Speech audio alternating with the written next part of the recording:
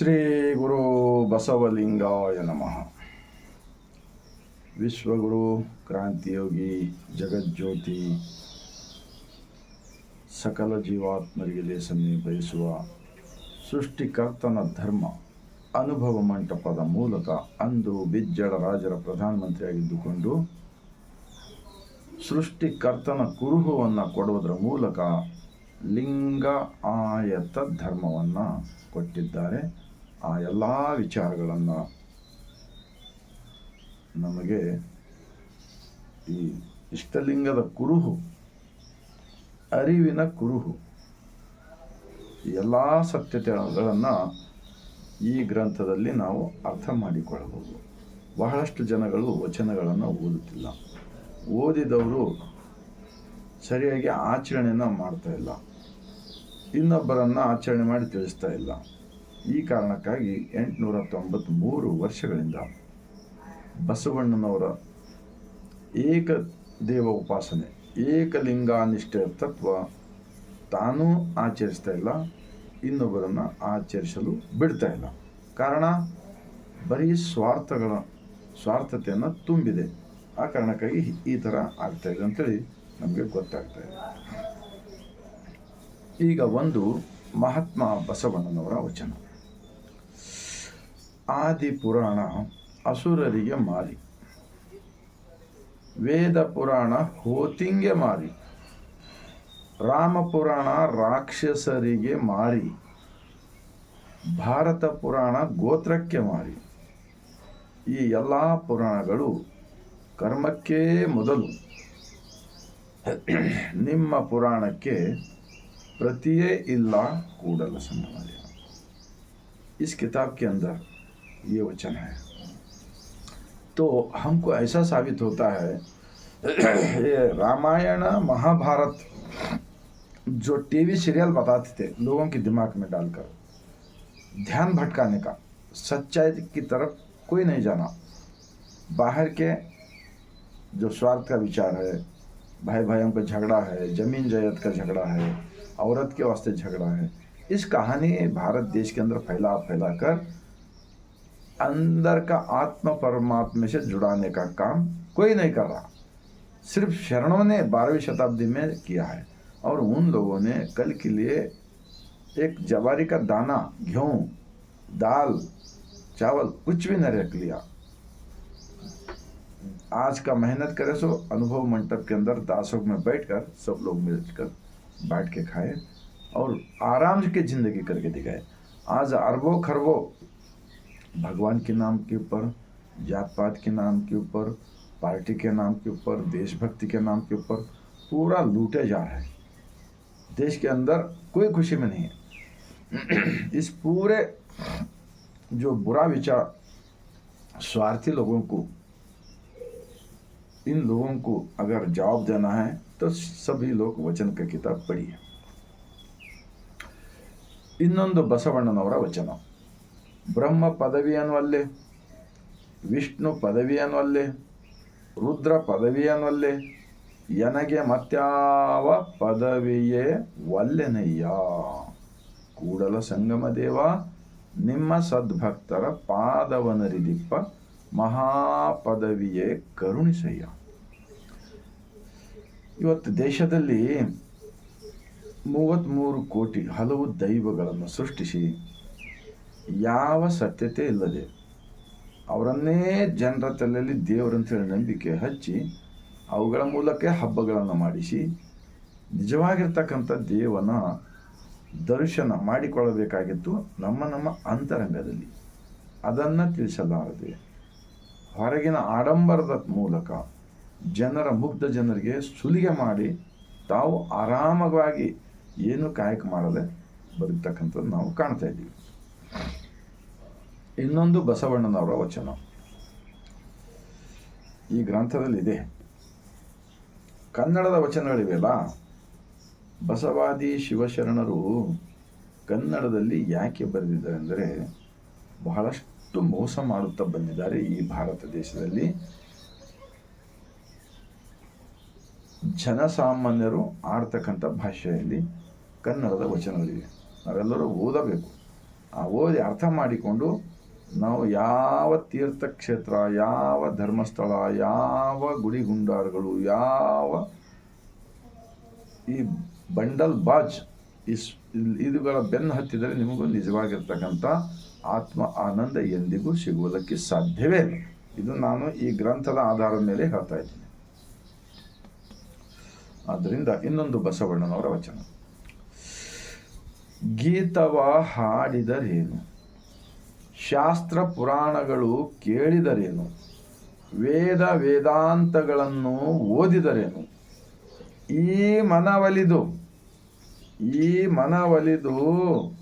ಲಿಂಗ ಜಂಗಮ ಪೂಜಿಸಲರಿಯದವರು ಎಲ್ಲ ಬಲ್ಲ ಅನುಭಾವಿಗಳಾದರೇನು, ಭಕ್ತಿ ಇಲ್ಲದವರು ವಲ್ಲನೂ ನಮ್ಮ ಕೂಡಲ संगम देव।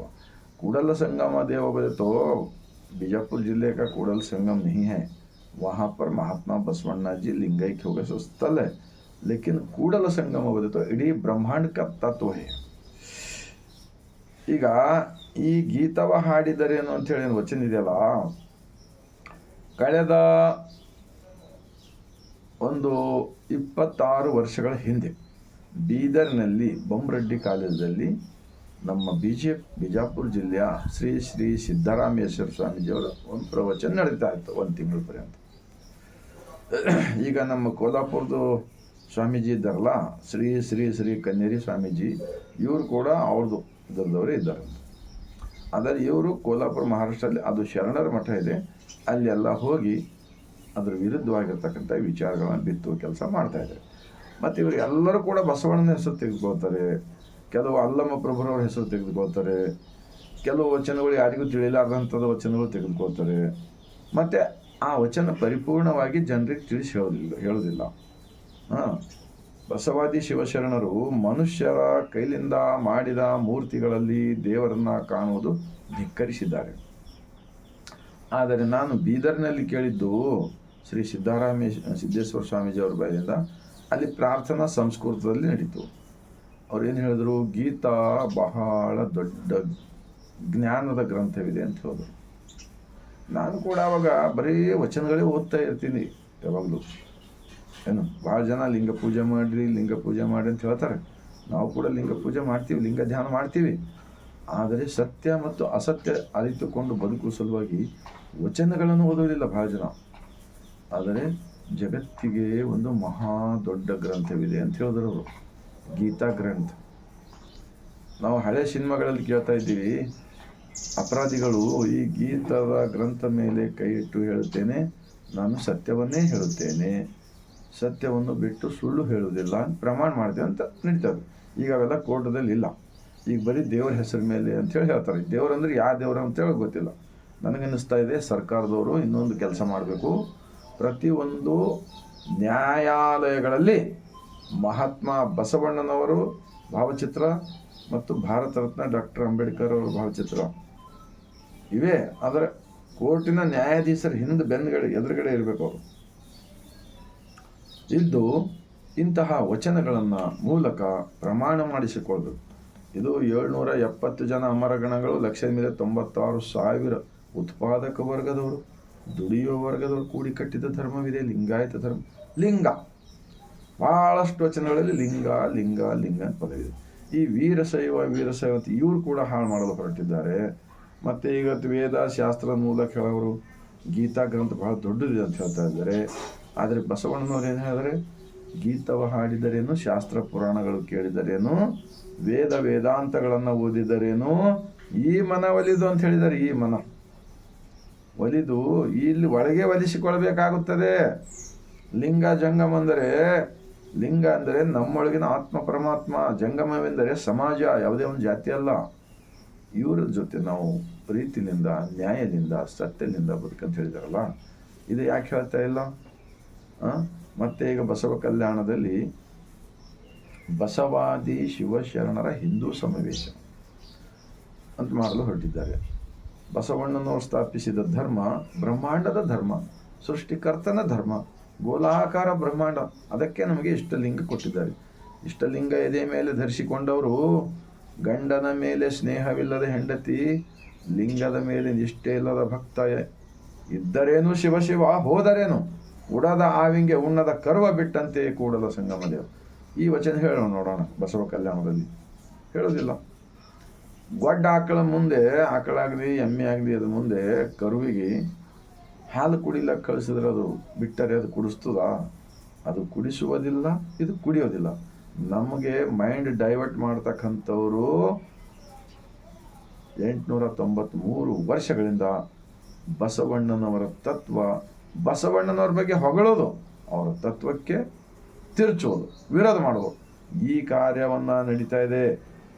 ಕರ್ನಾಟಕ ರಾಜ್ಯ ಅಷ್ಟೇ ಅಲ್ಲ, ಮಹಾರಾಷ್ಟ್ರ, ತೆಲಂಗಾಣ, ಇಡೀ ಭಾರತ ದೇಶದಲ್ಲಿರ್ತಕ್ಕಂಥ ಲಿಂಗಾಯತರೆಲ್ಲರೂ ನಮಗೆ ಈ ಯಾವುದೇ ರಾಜಕಾರಣಿ ನಮಗೆ ಅವಶ್ಯಕತೆ ಇಲ್ಲ. ಇದನ್ನು ರಾಜಕಾರಣಿ, ಬಸವಣ್ಣನವರನ್ನು ರಾಜಕಾರಣಿಯ ಸಲುವಾಗಿ ಬಳಸಿಕೊಳ್ತಕ್ಕಂಥದ್ದು ನಾವು ಕಾಣ್ತಾ ಇದ್ದೀವಿ 100%. ಆದರೆ ಬಸವಣ್ಣನವರು ನಮಗೆ ನಿಜವಾಗಿರ್ತಕ್ಕಂಥ ಬದುಕು ಕೊಟ್ಟಿದ್ದಾರೆ. ನಾಳಿನ ಸಲುವಾಗಿ ನಮಗೇನು ಸಿಕ್ಕಿಲ್ಲ ಅಂದರೆ ಪರವಾಗಿಲ್ಲ, ನಮಗೆ ಇದು ಒಂದು ತತ್ವ ಸಿಕ್ಕಿದರೆ ನಮಗೆ ದೇವರು 2 ಕೈಗಳು 2 ಕಾಲುಗಳು ವಿಚಾರ ಮಾಡಲಿಕ್ಕೆ ಬುದ್ಧಿಶಕ್ತಿ ಕೊಟ್ಟಿದ್ದಾನೆ. ನಾವು ಕಷ್ಟಪಟ್ಟು ದುಡಿದು ಬದುಕ್ತೇವೆ ಅಂತಕ್ಕಂಥ ಶಕ್ತಿ 97% ಒಳ ಪಂಗಡದ ಲಿಂಗಾಯತರಲ್ಲಿದೆ ಏನು. ಅದಕ್ಕೆ ಬಸವಣ್ಣವರು ಹೇಳ್ತಾರೆ ಇನ್ನೊಂದು ವಚನದಲ್ಲಿ, ಹೊನ್ನಿನೊಳಗೊಂದು ಅನ್ನದ ಒಳಗೆ ಒಂದು ಅಗಳು, ವಸ್ತ್ರದ ಒಳಗೆ ಒಂದು ಎಳೆ, ಇಂದಿಗೆ ನಾಳಿಗೆ ಎನಗೆ ಬೇಕೆಂದನಾದರೆ ನಿಮ್ಮಾಣೆ ನಿಮ್ಮ ಪುರಾತನ ರಾಣೆ, ನಿಮ್ಮ ಶರಣರಿಗಲ್ಲದೆ ಮತ್ತೊಂದು ಅರಿಯನಯ್ಯ ಕೂಡಲ ಸಂಗಮ ದೇವ. ನೋಡಿದ್ರ ಎಷ್ಟು ಸಾಕ್ಷಿ ಬೇಕಪ್ಪ ನಿಮ್ಗೆ. ಮುಗ್ಧ ಜನರಿಗೆ ಮೋಸ ಮಾಡೋದು ಬಿಟ್ಟು ಬಿಡ್ಬೇಕಂತ ಹೇಳಿ ನಾನು ದೇಶದ್ರೋಹಿ ದೇಶಭಕ್ತಿ ಮಾತಾಡ್ತಾ ಭಾಳ ಜನ. ಒಂದು ವಚನ ಹೇಳೋದಿಲ್ಲ, ಅದರ ಅರ್ಥ ಹೇಳೋದಿಲ್ಲ, ಏಕದೇವ ಉಪಾಸನೆ ಬಗ್ಗೆ ಆಚರಣೆಯಲ್ಲಿ ತರೋದಿಲ್ಲ. ಮತ್ತು ಮುಂಜಾನಿನಿಂದ ಸಾಯಂಕಾಲವರೆಗೆ ಕಳೆದ 14-12 ವರ್ಷದಿಂದ ದೇಶಭಕ್ತಿ, ದೇಶಪ್ರೇಮ, ರಾಷ್ಟ್ರಭಕ್ತಿ, ರಾಷ್ಟ್ರಪ್ರೇಮ, ದೇವರು, ಧರ್ಮದ ಹೆಸರ ಮೇಲೆ ಒಬ್ಬರಿನೊಬ್ಬರು ಜಗಳ ಹಚ್ತಕ್ಕಂಥದ್ದು ತುಂಬಿ ತುಳುಕ್ತಾ ಇದೆ. ನೋಡಿ ಬೇಸರ ಆಗ್ತಾಯಿದೆ ಜನಗೆ. ನೋಡಿ, ನಾನು ಒಂದೇ ಹೇಳ್ತೀನಿ, ಈ ದೇಶದಲ್ಲಿರ್ತಕ್ಕಂಥ ಎಲ್ಲ ಹಿಂದೂ, ಮುಸ್ಲಿಂ, ಕ್ರೈಸ್ತ, ಇಸಾಯಿ, ಜೈನ್, ಬೌದ್ಧ, ಇವರು ಈಗ ಬಸವಾದಿ ಶಿವಶರಣರ ಹಿಂದೂ ಸಮಾವೇಶ ಅಂತ ಮಾಡ್ತಾಯಿಲ್ಲ. ಸಿಖ್ ಧರ್ಮವಿದೆ, ಜೈನ್ ಧರ್ಮವಿದೆ, ಬೌದ್ಧ ಧರ್ಮವಿದೆ, ಕ್ರಿಶ್ಚಿಯನ್ ಧರ್ಮವಿದೆ, ಇನ್ನು ಬೇಕಾದಷ್ಟು ಧರ್ಮಗಳಿವೆ. 6 ಧರ್ಮ ಸರ್ಕಾರದವರೇ, ಕೇಂದ್ರ ಸರ್ಕಾರ ಬಂದು ಆ ಎಲ್ಲ ಧರ್ಮದವ್ರದ್ದು ಜೊತೆ ಈ ಥರ ಮಾಡಕ್ಕೆ ಹೋಗಲ್ಲ. ನೋಡೋ ನಿಮ್ಗೆ ಏನು ಮಾಡ್ತಾರೋ. ಈ ದುರಾಶೆಯುಳ್ಳ, ಸ್ವಾರ್ಥಿಯುಳ್ಳ ಲಿಂಗಾಯತರನ್ನು ತೆಗೆದುಕೊಂಡು ಲಿಂಗಾಯತ ಧರ್ಮ ಹಾಳು ಮಾಡ್ಲಿಕ್ಕೆ ಹೊರಟಿರಲ್ಲ, ಇದು ಮಹಾ ಪಾಪದ ಕಾರ್ಯವಿದೆ. ಇದನ್ನು ಹಿಂತೆಗೆದುಕೊಂಡು ಎಲ್ಲೇ ಕಾರ್ಯಕ್ರಮ ಮಾಡಲಿ ಭಾರತ ದೇಶದಲ್ಲಿ ಏಕದೇವೋಪಾಸನೆ ಬಗ್ಗೆ ತಾವು ಬದುಕಬೇಕು, ಇನ್ನೊಬ್ಬರನ್ನು ತಿಳಿಸಬೇಕು. ಮತ್ತು ಜಾತಿ ರಹಿತ ಸಮಾಜ ಕಟ್ಟಲು ಹೇಳಿದ್ದಾರೆ ಬಸವಣ್ಣವರು. ಇವನಾರ ಎಷ್ಟು ವಚನಗಳಿಲ್ಲಪ್ಪ. ಇವ್ರೇನು ಹೇಳ್ತಾರೆ, ನೀವು ಬೇರೆ ಕಾಸ್ಟ್ದವ್ರ ಜೊತೆ ಮದುವೆ ಮಾಡ್ತೀರೇನು, ನೀವು ಹಾಗೆ ಮಾಡ್ತೀರೇನು, ಎಲ್ಲ ಜನರ ತಲೆಯಲ್ಲಿ ಹುಳ ಹಾಕಿ ಜಗಳ ಹಚ್ತಾರೆ. ನೋಡಿ, ಒಂದು ಕಾಲೇಜು ಶಾಲೆ ಕಲಿತ ಹುಡುಗ ಸರಿಯಾಗಿ ಬರೆದು ಓದಿ ಅಭ್ಯಾಸ ಮಾಡಿ ಕಷ್ಟಪಟ್ಟು ಅವ ಪಾಸ್ ಆದರೆ ಅವನಿಗೆ ನೌಕರಿ ಸಿಗ್ತದಲ್ಲ. ನೀವು ಇನ್ನೊಬ್ಬರ ಜೊತೆ ಲಗ್ನ ಮಾಡ್ತೀರೇನು, ನೀವು ಮಠಗಳ ಕೆಲವು ಬಸವಣ್ಣನವ್ರ ತತ್ವ ಧರ್ಮಗುರು ಅಂತೇಳಿ ಒಪ್ಕೊಂಡು ನೀವು ಯಾರಿಗಾರ ಬಡವ ಮಕ್ಕಳಿಗೆ ಫ್ರೀ ತೊಗೋತೀರೇನು, ಇವು ಯಾಕೆ ಬೇಕಪ್ಪ? ಈ ಮಾತಾಡಬೇಕಾದ್ರೆ ಬಸವಾದಿ ಶರಣರ ವಚನಗಳ ಬಗ್ಗೆ ಮಾತಾಡಬೇಕು, ಜನರಿಗೆಲ್ಲರನ್ನ ಜೋಡಿಸುವ ಕೆಲಸ ಮಾಡಬೇಕು. ಬೆಂಕಿ ಹಚ್ಚಲು ಬರಬೇಡಿರಿ, ನಮ್ಮ ಬಸವ ಕಲ್ಯಾಣದ ಶರಣರ ನಾಡು. ಇಡೀ ಜಗತ್ತಿನ ಮಾನವರೆಲ್ಲರೂ ಬಸವ ಕಲ್ಯಾಣ ಕಡೆ ನೋಡ್ತಾ ಇದ್ದಾರೆ. ಎಂತೆಂಥ ವಚನಗಳಿವೆ ನೋಡಿ. ಈ ವಚನಗಳು ಓದಿದರೆ ನಿಜಕ್ಕೂ ಹೊರಗಡೆ ದೇವರೇ ಹುಡ್ಕೋದಿಲ್ಲ. ಎಷ್ಟು ವಚನಗಳು ಬೇಕಪ್ಪ. ಬಸವಣ್ಣನ ತತ್ವದವರು ಹಿಂದೂ ಸಮಾಜ ದೇವರುಗಳಿಗೆ ಬೇಯ್ತಾರ ಅಂತ ಹೇಳ್ತಾ ಇದ್ದೆ, ಅಪಪ್ರಚಾರ ಮಾಡ್ತಾರೆ. ಈಗ ಒಂದು ಬಸವಣ್ಣನವರ ವಚನ ಇದೆ, ನಾನು ಹೇಳಿ ಮುಗಿಸ್ತೀನಿ. ಅರಗು ತಿಂದು ಕರಗುವ ದೈವಗಳು ಎಂತು ಸರಿ ಎಂಬೆನಯ್ಯ, ಉರಿಯ ಕಂಡರೆ ಮುರುಟುವ ದೈವಗಳು ಎಂತು ಸರಿ ಎಂಬೆನಯ್ಯ, ಅವಸರ ಬಂದರೆ ಮಾರುವ ದೈವಗಳು ಎಂತು ಸರಿ ಎಂಬೆನಯ್ಯ, ಅಂಜಿಕೆ ಆದರೆ ಹೂಳುವ ದೈವಗಳು ಎಂತು ಸರಿ ಎಂಬೆನಯ್ಯ, ಸಹಜ ಭಾವ ನಿಜ ಐಕ್ಯ ನಮ್ಮ ಕೂಡಲ ಸಂಗಮ ದೇವ ಒಬ್ಬನೇ ದೇವ ಕಾಣಿರೆಣ್ಣ, ಒಬ್ಬನೇ ದೇವ ಕಾಣಿರಿಲ್ಲ. ಗುರುಗಳು ಅಂಥೇಳಿ ಪಾಪ ಮುಗ್ಧ ಜನರ ಕಾಲು ಬಿದ್ದು ದುಡ್ಡು ಕೊಡ್ತಾ ಇದ್ದಾರೆ ಅಂಥೇಳಿ ದುರುಪಯೋಗ ಪಡೆದುಕೊಳ್ಳಬಾರದು ಅಂಥೇಳಿ ನಾನು ವಿನಂತಿ ಮಾಡ್ಕೊಳ್ತಾ ಇದ್ದೀನಿ. ಏನು ಹೇಳ್ತಾ ಇದೆ, ಎಷ್ಟೋ ಗುಡಿಗುಂಡು ಈ ವಚನ ಓದಿದ ಬಳಿಕ ನಾನು ಬಹಳಷ್ಟು ಅವಲೋಕನ ಮಾಡ್ತಾ ಇರ್ತೀನಿ. ಎಷ್ಟೋ ಗುಡಿಗುಂಡಾರಗಳಲ್ಲಿ ಬಂಗಾರ ಬೆಳ್ಳಿದ ಮೂರ್ತಿ ಕಳುವಾಗಿವೆ.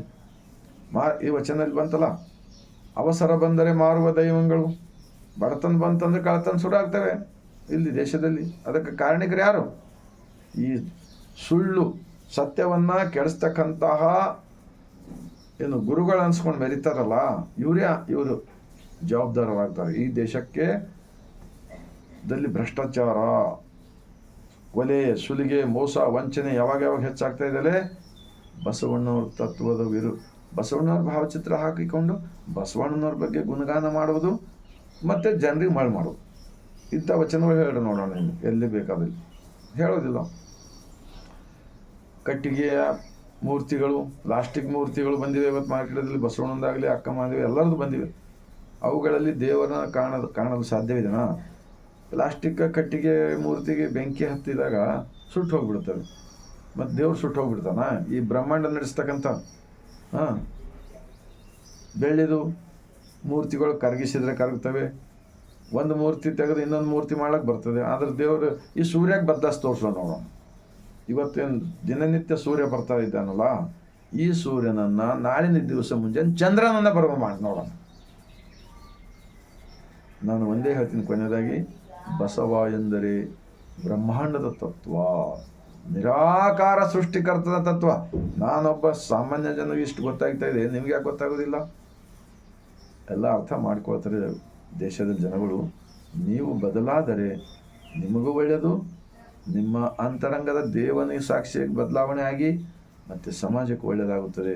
ನಾವು ಹೀಗೇ ಮಾಡ್ತಾ ದೇಶದಲ್ಲಿ ಜಗಳ ಹಚ್ತೀವಿ ಅಂತಂದರೆ, ಇದು ಈ ಸರ್ಕಾರಿನ ಸೈನಿಕರು ಇಟ್ಟಿದ್ದಾರಲ್ಲ ಬಾರ್ಡರ್ದಲ್ಲಿ, ಅವರು ಹೊರಗಿನ ನಮ್ಮ ದೇಶದ ಆ ಕಡೆ ಇದ್ದವರು ಅವ್ರ ರಕ್ಷಣೆ ನಮ್ಮ ದೇಶದಲ್ಲಿ ಬರಬಾರ್ದಪ್ಪ ಅಂಥೇಳಿ ಹಾಳು ಮಾಡ್ಬಾರ್ದು ನಮ್ಮ ದೇಶ.